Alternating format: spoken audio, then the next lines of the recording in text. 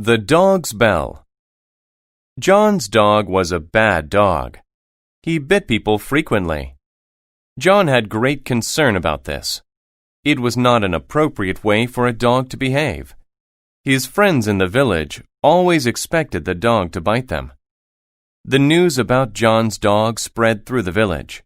None of the people wanted to go to John's house. John tried to instruct the dog to behave, but it never worked. He tried to be patient and teach the dog to be calm. That also didn't work. John didn't want to punish the dog. How will I stop my dog's bad habit? John asked himself. John's friend came to talk to him about the issue. During their important meeting, his friend said, "The people in the village asked me to represent them. We want your dog to stop this habit. Why don't you put a bell around the dog's neck? This way, we would hear your dog coming down the street." John thought this was a great idea. Now people could stay away from the dog. It would not be able to bite anyone anymore. The dog liked the bell too. People looked at him when they heard his bell. This made the dog very content. He liked the song the bell played when he walked. One day, John's dog strolled through the village and met some other dogs. He expected them to want a bell like his, but they laughed at his bell. They said the bell made people avoid him. John's dog shook his head. "No, they look at me because they like the bell." The other dog said, "You have the wrong idea of what makes you popular.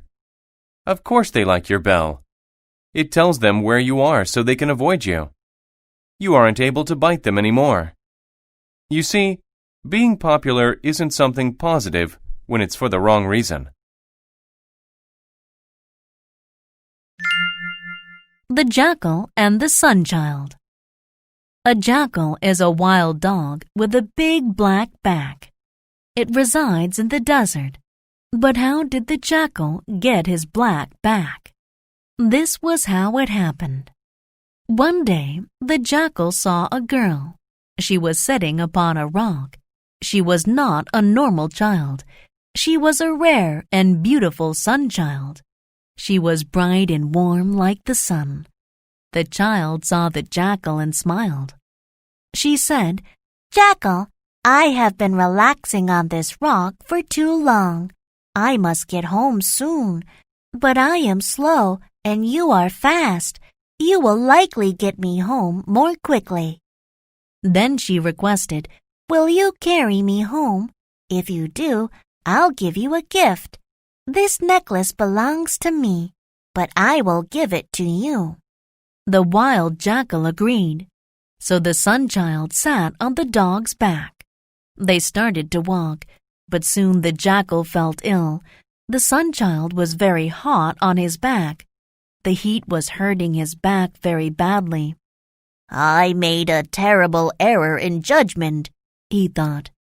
He shouldn't have agreed to carry her, so he asked her to get off. But she did not. The jackal's back continued to get hotter and harder. He had to get away from the sun-child, so he made a plan. First, he ran as fast as he could. He hoped the sun-child would fall off, but she did not. So when the sun-child was looking at the sky, not aware of the jackal's next plan, he jumped into a field of flowers. As a result, the child rolled off his back. The jackal ran away. But the sun-child left a mark on the jackal's back, a visible black mark. Ever since his experience with the sun-child, the jackal has had a black back.